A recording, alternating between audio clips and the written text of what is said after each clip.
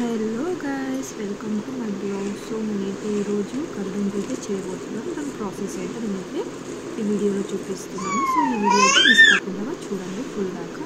So నేనైతే ముందుగా పప్పులు అయితే తీసేసుకున్నాను, క్లీన్ చేసేసుకొని. ఇక్కడ మీరు చూడవచ్చు, పప్పులు అయితే నేను క్లీన్ చేసేసుకొని పెట్టేసుకున్నాను. అండ్ ఇప్పుడైతే నేను షుగర్ అండ్ మనకు ఎండు కొబ్బరి కూడా అవసరం అవుతుంది. సో ఇందులో అయితే ఎక్కువగా మనకేం అవసరం లేదు. ఎండు కొబ్బరి, చక్కెర, పప్పులు అండ్ ఇలాచి ఉంటే మనకి సరిపోతుంది. ఈ నాలుగుతోనే మనం కర్రీని చాలా ఈజీగా చేసేసుకోవచ్చు. సో మనం ముందుగా అయితే పుటానీలు అయితే మనము మిక్సీకి వేసేసుకున్నాము, పిండిలా చేసేసుకున్నాము.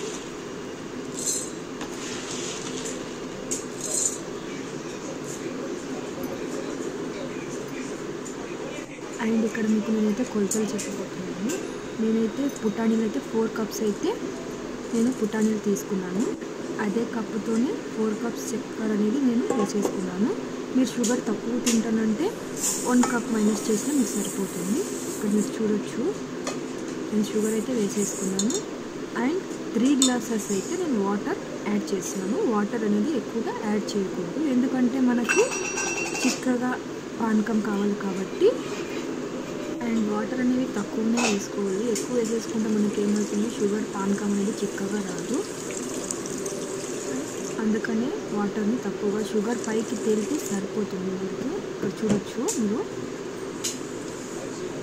ఇలా ఒకసారి ట్రై చేసి చూడండి, చాలా టేస్టీగా వస్తుంది. చాలా అంటే చాలా టేస్టీగా వస్తుంది. ఇప్పుడైతే నేనైతే పానకంకి అయితే రెడీ చేసేకైతే పెట్టేస్తాను.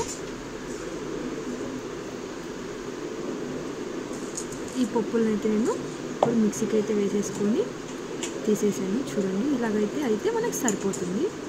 ఈ మాత్రం పిండి ఈ మాత్రం వచ్చేస్తే మనకు సరిపోతుంది. ఇక్కడ చూడొచ్చు. అండ్ ముందుగా చూపించాను కదా ఎండు కొబ్బరిని, దాన్ని అయితే నేను ఇలా తురిమేసుకొని అయితే పెట్టేసుకున్నాను. ఇక్కడ చూడొచ్చు, ఇలా తురిమేసుకుంటే మనకు సరిపోతుంది. ఇలా అంటే చాలు. ఇప్పుడు దీనైతే మనము పక్కకు పెట్టేసాము.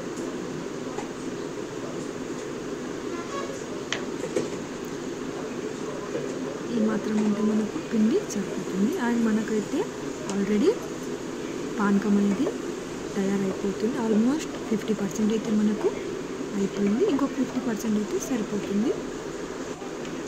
మధ్య మధ్యలో ఇలా కలుపుతూ చూసుకోవాలి, ఎందుకంటే మనకు పానకం రెడీ అయ్యిందో లేదో తెలియాలంటే. డెఫినెట్లీగా ఈ వీడియో మీకు నచ్చుతుంది, ఇలా ట్రై చేసి చూడండి. అండ్ ఆల్మోస్ట్ మనకు 50% రెడీ అయిపోయింది అనగానే మనం ఇలాచీని అయితే ఇలాగ దంచేసుకొని నేను పొట్టుతో సహా వేసేసుకుంటున్నాను. పొట్టునైతే నేను తీయలేదు, పొట్టుతో సహా నేను వేసేసుకుంటున్నాను. అలా మనకు బబుల్స్ వస్తున్నాయంటే ఆల్మోస్ట్ మనకి పానకం అయితే రెడీ అయిపోతుందని అర్థం చేసుకోవాలి. చూడొచ్చు ఎంతవరకు బబుల్స్ అయితే వస్తున్నాయో.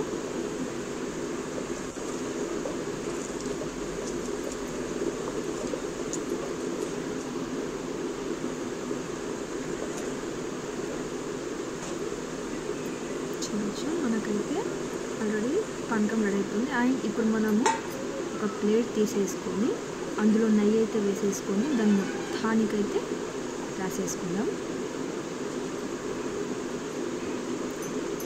ఇలా అయితే రాసేసుకుందాం మొత్తం ప్లేట్ మొత్తం.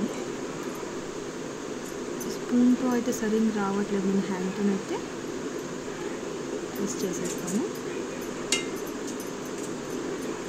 స్పూన్స్తో సరిగ్గా మొత్తం మెల్ట్ కాదు కాబట్టి హ్యాండ్తోనే నేను చేసేస్తాను. చూసుకోవచ్చు, ఇలా మొత్తం ప్లేట్ మొత్తం చుట్టూ రాసేసుకుంటే మనకు సరిపోతుంది.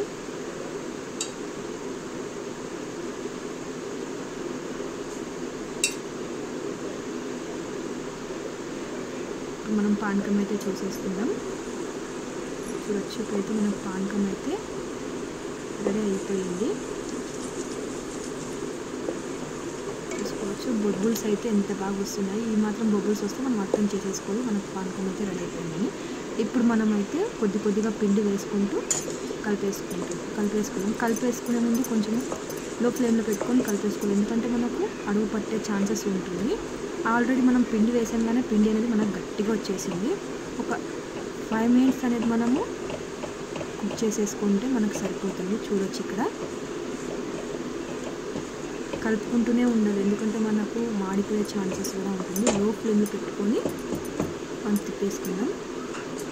చూడొచ్చు ఆల్రెడీ రెడీ అయిపోయింది. ఒక ప్లేట్లోకి అయితే నేను వేసేసుకున్నాను. వేడివేడిగా ఉన్నప్పుడే వేసేసుకోవాలి. అండ్ దానిపైన అయితే నేను ముందుగా తురిమి పెట్టుకున్న కొబ్బరిని అయితే నేను మొత్తం దాని చుట్టూ అయితే వేసేస్తున్నాను. చూడొచ్చు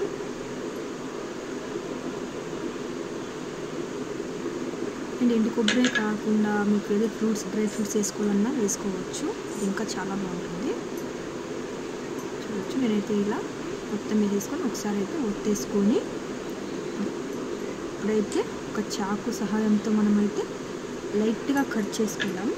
ఎందుకంటే మనకు ఆరిపోతే గట్టిగా అయిపోతుంది కాబట్టి కట్ చేసుకోవడానికి మనకు కష్టంగా ఉంటుంది, కాబట్టి అవి విరిగిపోయే ఛాన్సెస్ కూడా ఉంటుంది. అందుకని మనము లైట్గా ఇప్పుడు చాకు సహాయంతో అయితే కట్ చేసేసుకుందాము.